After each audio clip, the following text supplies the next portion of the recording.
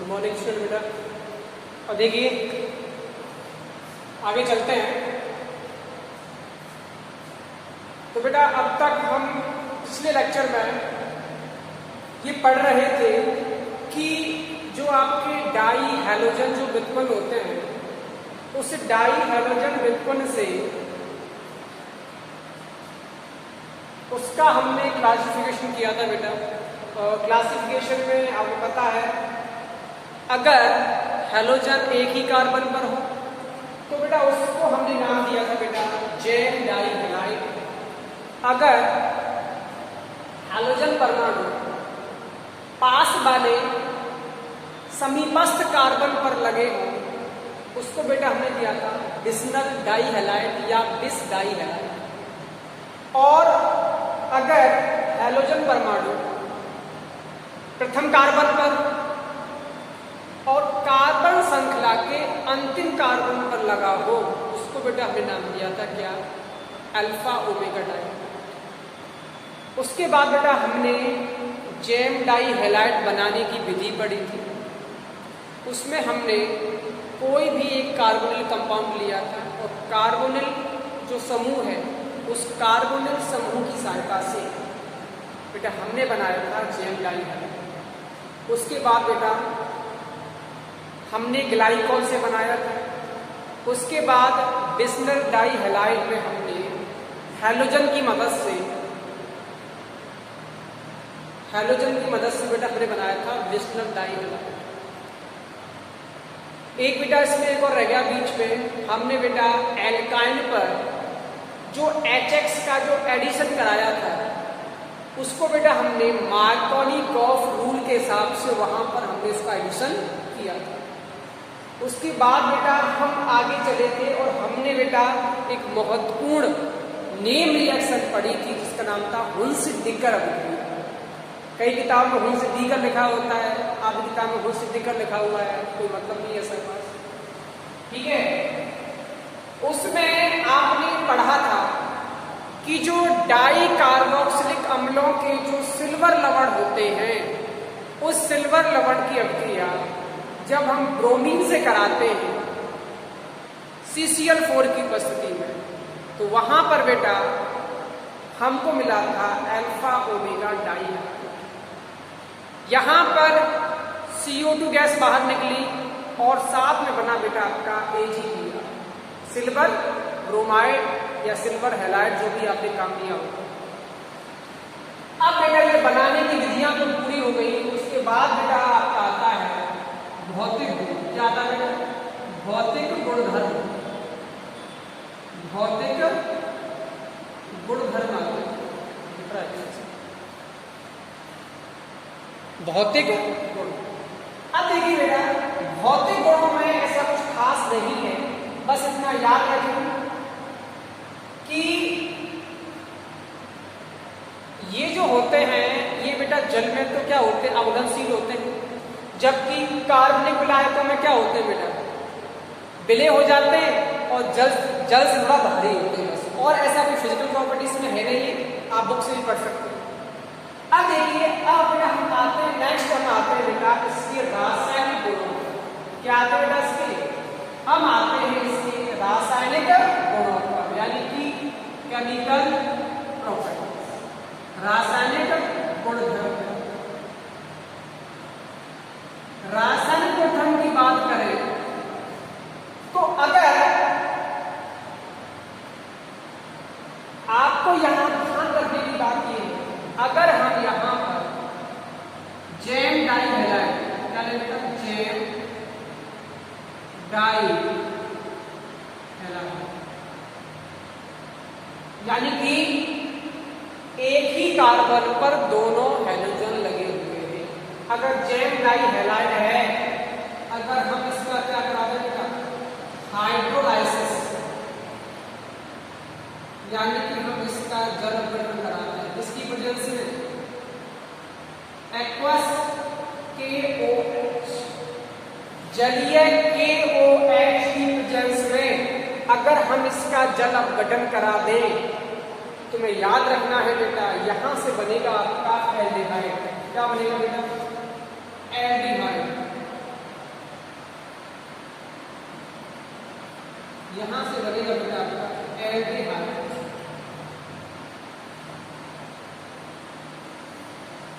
क्या बनेगा बेटा? एल्डिहाइड बनेगा। कब? जब आप जेम डाई हैलाइड यूज कर रहे हो और अगर आप उसका क्या करा दो बेटा, जल अपघटन करा दो, आप उसका हाइड्रोलाइसिस करा दो, किसकी प्रेजेंस में? एक्वस KOH, जलीय पोटेशियम हाइड्रोक्साइड की प्रेजेंस में अगर आप उसका जल अपघटन करवाते हो तो याद रखना है क्या बनेगा बेटा? एल्डिहाइड बनेगा। ठीक है, क्या बनेगा बेटा?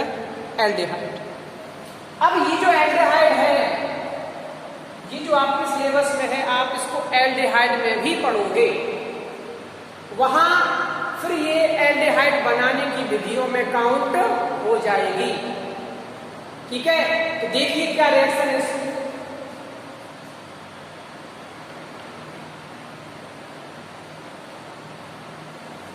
देखिए बेटा, अगर हम यूज करें जेम डाई हैलाइड, कहने का मतलब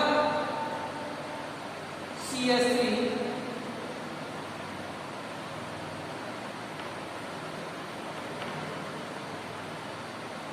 CH और एक ही कार्बन में क्या लगे हुए हैं? क्लोरीन लगे। ठीक है बेटा, अगर इसकी रिएक्शन किससे कराएं? एक्वस KOH यानी कि जलीय KOH से। अब देखिए यहां होने वाला क्या है। आपको पता है KOH में K2 प्लस और OH माइनस। अब देखिए बेटा, यहां से क्या होगा? यहां से जो K है ये 2 क्लोरीन के साथ रिएक्शन करेगा और यहां से हो जाएगा -HCl, तो बाहर हो जाएगा। और यहां पर CH3 COH और OH तो यहां पर इस तरह का आपको कंपाउंड दिखाई देगा। ध्यान से देखिएगा, ये OH माइनस अल्कोहल, ये K प्लस क्या करेगा? यहां से क्लोरीन से रिएक्शन करेगा और KCl की फॉर्म में बाहर हो जाएगा। और ये जो आपका OH है, OH ग्रुप जहां पर लगा हुआ है क्लोरीन, वहां जाकर जुड़ जाएगा। यानी कि आप यहां पर बैलेंसिंग के रूप में आप यहां पर 2KOH यूज कर सकते हो।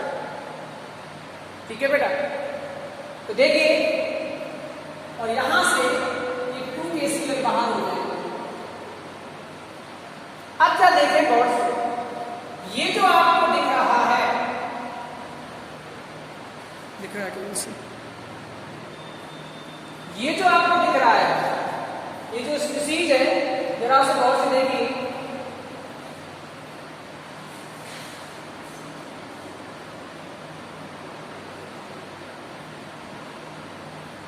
इसमें एक ही कार्बन पर 2 OH समूह लगे हुए हैं, और जब एक ही कार्बन पर 2 OH समूह लगे हों तो बेटा वो क्या होते हैं? अनस्टेबल, अस्थायी होते हैं। ये जो कंपाउंड बना है ये क्या बेटा? स्थायी नहीं है। क्या है बेटा? ये है बेटा आपका अस्थायी, ये स्थायी नहीं है। इसलिए अब क्या होगा? अब आपको पता है जो हाइड्रोजन ऑक्सीजन से लगा हुआ होता है उसकी जो इलेक्ट्रोनेगेटिविटी का जो डिफरेंस है, जो विद्युत का जो अंतर होता है वो बहुत ज्यादा होता है। कहने का मतलब है कि ऑक्सीजन से लगा हुआ हाइड्रोजन बहुत ही क्या होता है बेटा? अम्लीय प्रकृति का होता है, मतलब एसिडिक नेचर का होता है, एसिडिक नेचर का। तो होगा क्या बेटा? यहां से बेटा इसका हम कराएंगे क्या? इसमें से जल बाहर निकालना है, हाइड्रोलाइसिस होगा इसका, तो देखो क्या होगा। कंपाउंड मैंने बस यहाँ लिख दिया दिखाने के लिए। आगे देखो, आगे क्या होगा, माइनस H2, यानी कि यहां से इस तरीके से, इसको मैं यहां लिख देता हूँ CH, यहां से और इस तरीके से बाहर हो जाएगा, यहां से बनेगा, यहां से H2 बाहर होगा और ये जो ऑक्सीजन है ये यहां पर डबल बॉन्ड क्रिएट कर लेगा, डबल बॉन्ड बना लेगा। देखिए क्या बनेगा, यहां से CH3 C और डबल बॉन्ड O और सिंगल बॉन्ड, ये आपका फाइनली कंपाउंड बनकर तैयार हो गया। आपको दिख रहा होगा ये क्या है बेटा, एल्डिहाइड। क्या है बेटा ये, एल्डिहाइड। अगर ये कीटोन होता तो उस हाइड्रोजन की जगह कोई भी एल्किल समूह लगा हुआ होता, लेकिन यहाँ H लगा हुआ है तो ये क्या है बेटा, एल्डिहाइड। तो याद रहे, अगर पेपर में क्वेश्चन पूछे आपसे, और अगर पेपर में क्वेश्चन आएगा तो देखो किस तरीके से क्वेश्चन आएगा, आपको बता दूं।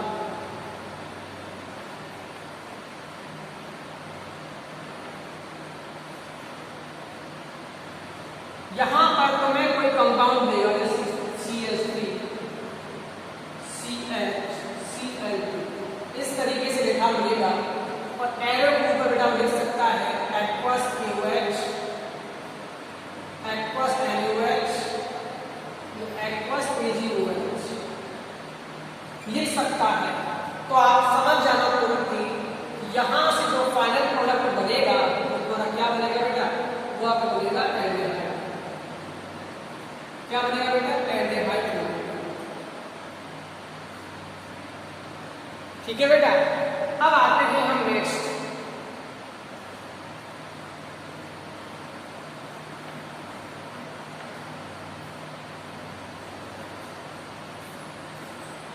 अगर ये कंपाउंड हो CH3, यहां पर क्लोरीन लगा हुआ है, यहां पर भी क्लोरीन लगा हुआ है, और यहां पर तक क्या लगा हुआ है, अगर इस तरह का कंपाउंड हो तो जरा आप गौर से देखिए, इसकी जो रिएक्शन है वो हम किससे कराएंगे बेटा,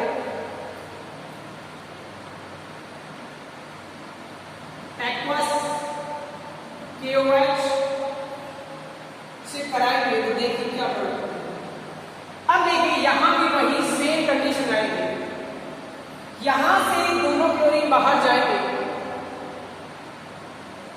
और जब एक क्लोरीन बाहर जाएगा तो यहां से बेटा माइनस होगा KCl, यहां से क्या निकलेगा बेटा, KCl बाहर होगा, और जहां से क्लोरीन निकला है वहां पर बेटा आएगा OH ग्रुप, OH समूह वहां पर आ जाएगा। तो यहां से भी जो स्पीशीज बनेगी वो थोड़ा क्या बनेगी बेटा, अस्थायी ग्रुप। क्या बनेगी बेटा, अस्थायी।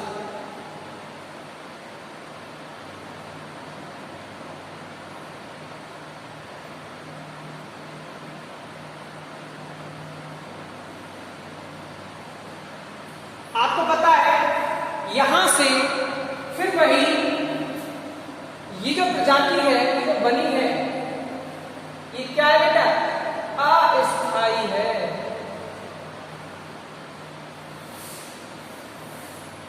यानी कि एक कार्बन पर 2 हैलोजन लगे हुए हैं। अब यहां से बेटा आपको करना है -H2, वाटर मॉलिक्यूल्स यहां से बाहर होगा, यहां बैलेंस कर सकते हो, यहां 2 KOH आप यूज कर सकते हो, ठीक है, यहां से 2 KCl बाहर हो जाएंगे। अब देखिए इस तरीके से ये बाहर निकलेगा, और यहां से H और यहां से वाटर का मॉलिक्यूल बाहर होगा। तो यहां से जैसे ही वाटर बाहर होगा, ये जो ऑक्सीजन है double bond create, double bond बना लेगा। तो जो आपकी फाइनल जो प्रोडक्ट है वो क्या बनेगा, देखो CH3 C double bond O CH3, क्या करें, कीटोन। क्या बेटा, ये कीटोन है। याद रहे, अगर आप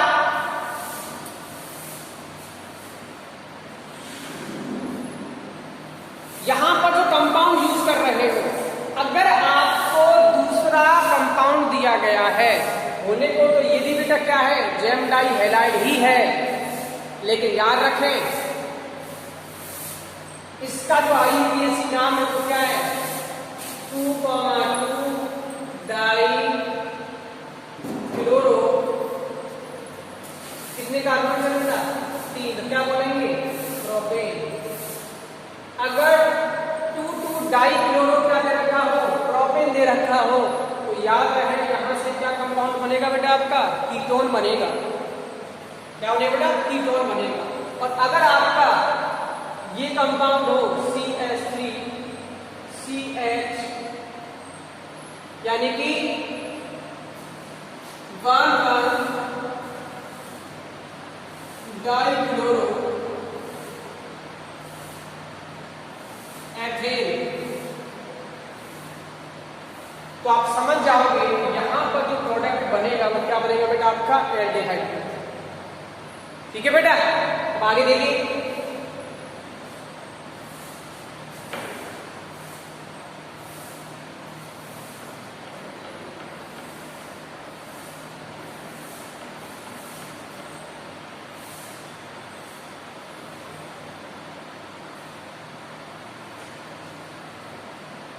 अगर आपको इस तरीके का कंपाउंड दिया CH2, यहां पर CH2, यहां पर आपका लगा हुआ क्या, क्लोरीन, तो यहां पर जो क्लोरीन लगा हुआ है बेटा वो समीपस्थ कार्बन पर लगा हुआ है, तो इसे क्या बोलेंगे बेटा, विसिनल डाई हैलाइड बोलेंगे। अगर इसकी रिएक्शन फिर वही कहानी किससे कराए, एक्वस KOS से करा दे, तो देखिए यहां से आपका जो K है पोटेशियम क्लोरीन से रिएक्शन करके KCl के फॉर्म में बाहर हो जाएगा, प्लस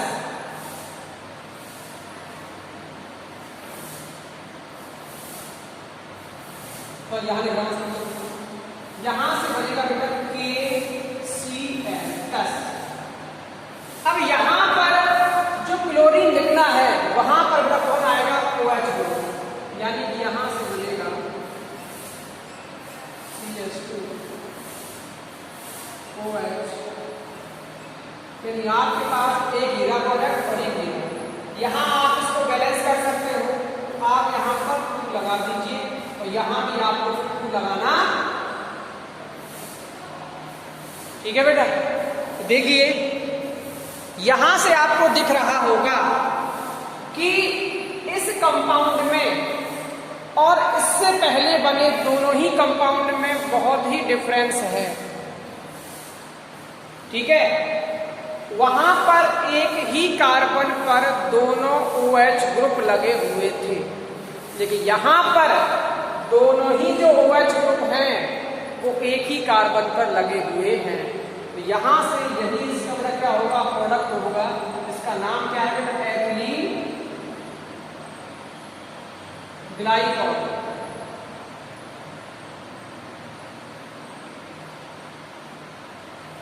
क्या बेटा, ये एथिलीन ग्लाइकॉल। ग्लाइकॉल मतलब 2 OH ग्रुप है। ठीक है बेटा, तो याद रखें इस चीज। अब देखिए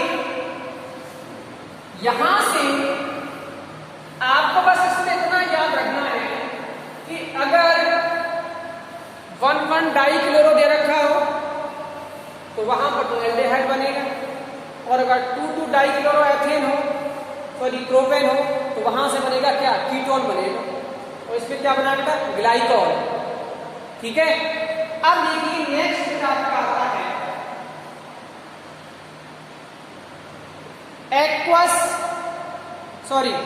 एल्कोहलिक KOH के साथ। अगर यहां पर एल्कोहलिक KOH हो, एल्कोहल में घुला हुआ KOH हो, तो यहां पर रिएक्शन क्या हो। ठीक है बेटा, तो देखिए आपको याद रखना है, अगर आपके पास CH3 CH ये आपके पास हो gem dihalide, gem dihalide आपको दे रखा है, जिसका आईपीएस नाम आपने आप लिखोगे 1,1 डाइक्लोरोएथेन। अब यहां से अगर यहां मेरा क्या हो गया, क्या एल्कोहलिक, एल्कोहलिक KOH, अगर ये दे रखा हो तो आपको विशेष याद रखना है, यहां से बेटा आपका प्रोडक्ट जो बनने वाला है, यहां से क्वेश्चन में थोड़ा आपको दिमाग लगाना है, थोड़ा याद रखना है इस चीज को कि अगर यहां पर एक्वस जलीय KOH होता तो हमारा प्रोडक्ट क्या बनता, एल्डिहाइड। और हमने यहां पर यूज किया है क्या बेटा, एल्कोहलिक KOH, तो यहां पर जो प्रोडक्ट बनेगा वो एल्डिहाइड ना बनकर क्या बनता है बेटा, एल्काइन। क्या बनता है बेटा, एल्काइन बनता है। ठीक है, तो देखिए जरा, अब इस रिएक्शन को समझने का तरीका ये है, आप चाहो तो इसको इस तरीके से लिख सकते हो। देखो, इसको आप इस तरीके से लिख सकते हो जिससे आपको इसको बनाने में क्या रहेगी, आसान। देखो, अगर मैं इसे इस तरीके से लिखूं यहां से, तो देखो यहां से ये HCl बाहर गया और यहां से बेटा, तो आप यहां लिख सकते हो 2HCl बाहर हो गया। अब आपके पास बचा, आपके पास बचा बेटा CH और CH। तो यहां अगर आप उसकी बैलेंस पूरी करनी है, आपको ट्रिपल बॉन्ड लगाना पड़ेगा।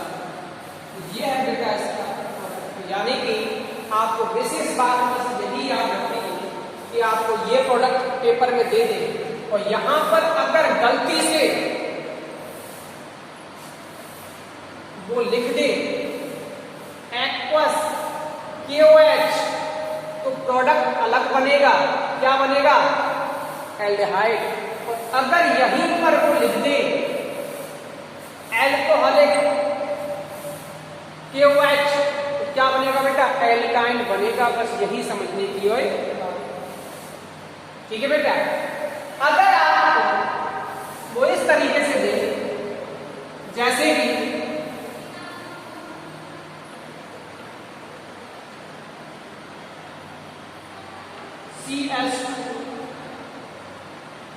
CH2 यहां लगा हुआ है, क्लोरीन यहां लगा हुआ है, तो यहां लिख दिया बेटा, एरो पे लिखा हुआ है एल्कोहलिक KOH, एल्कोहलिक KOH लिखा हुआ है, तो आप तुरंत समझ जाना। अब इसको आप इस तरीके से लिख सकते हो, जैसे कि आप यहां पर इसको इस तरीके से लिख सकते हो। देखो किस तरीके से, इसको मिटाते हुए आप इसको देखो इस तरीके से लिख, ठीक है बेटा। ये HCl बाहर, यहां से ये HCl बाहर, तो आप लिख सकते हो 2HCl। अब बचा क्या बेटा, CH और CH। अब इनकी अगर आपको बैलेंस पूरी करनी है तो ट्रिपल बॉन्ड लगाना पड़ेगा। क्या बेटा, ये एल्काइन मतलब एथाइन है ये, क्या बेटा, ये एथाइन है, तो याद रहे। अब इसमें बस आपको याद रखने की बस यही जरूरत है कि अगर एल्कोहलिक KOH हो तब क्या होगा, और अगर जलीय KOH हो तब क्या होगा, ये आपको विशेष बात याद रखने की। अब देखिए नेक्स्ट बेटा आपका आता है कि अगर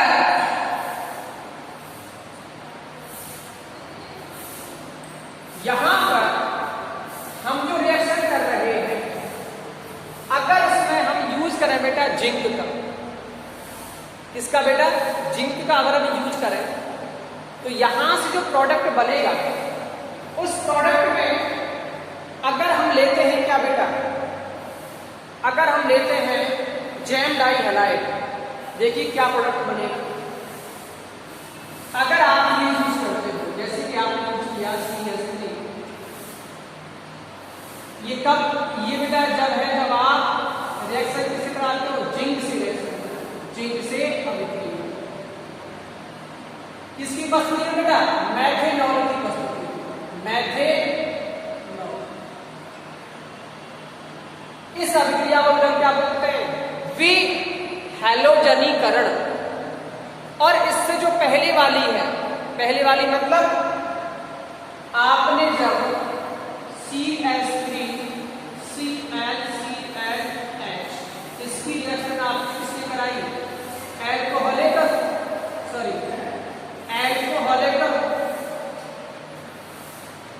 QS से कराई,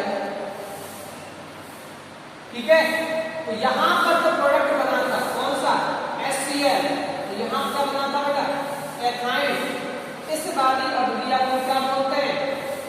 इसको बोलते हैं विहाइड्रोहैलोजनीकरण। क्योंकि इसमें हाइड्रोजन भी बाहर हो रहा है और हैलोजन भी बाहर हो रहा है, ठीक है बेटा। इसको बोलते हैं विहाइड्रोहैलोजनीकरण। और अगर हम जिंक का यूज करें, इसकी उपस्थिति में, मेथेनॉल की उपस्थिति में, तो उसको हम नाम देते हैं क्या? विहैलोजनीकरण, ठीक है। अब देखिए होगा क्या।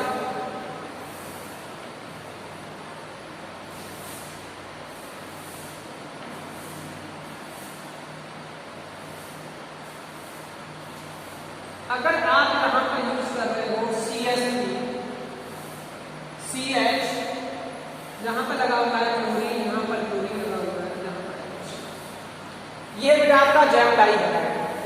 तो आपको बेटा यहां पर जैम डाई हैलाइड के 2 अणु काम में लेने पड़ेंगे। तो यहां आप इसको बीच में जिंक को आप भी लिख सकते हो, ठीक है। तो यहां पर आपका एक प्रोडक्ट और लिखोगे आप,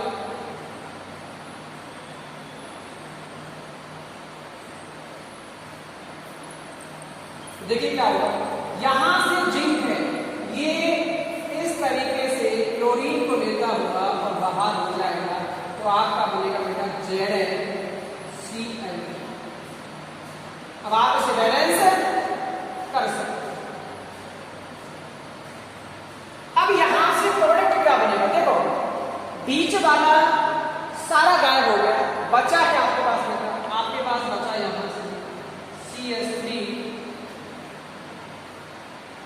CH और बचा आपको बेटा CH और CH।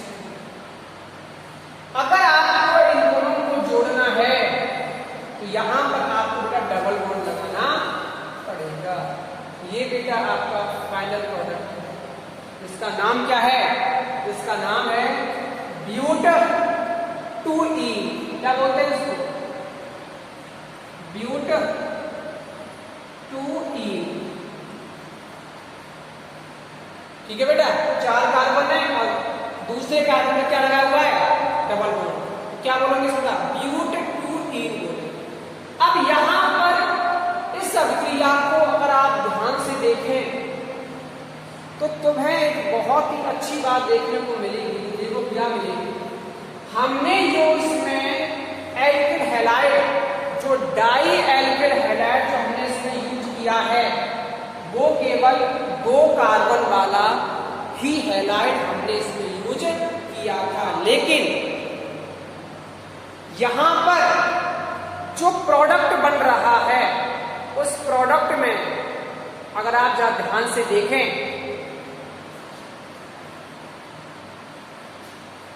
तो देखिए जरा, यहां से 2 कार्बन वाला एल्किल हैलाइड हमने यूज किया, लेकिन बन क्या गया हमारे पास? जो प्रोडक्ट बना है उस प्रोडक्ट में कितने कार्बन है बेटा? 4 कार्बन है। इसका मतलब ये हुआ कि इस अभिक्रिया में जो हम डाई एल्किल हैलाइड यूज करते हैं, तो इस अभिक्रिया में जो एल्कीन बनती है, उस एल्कीन में जो कार्बन की संख्या है वो बेटा हमेशा जो आप अभिकारक यूज कर रहे हो उससे कार्बन से हमेशा 2 गुनी होती है। ये आप याद रखें, ठीक है बेटा। तो आज के लिए इतना बेटा, अगला नेक्स्ट क्लास।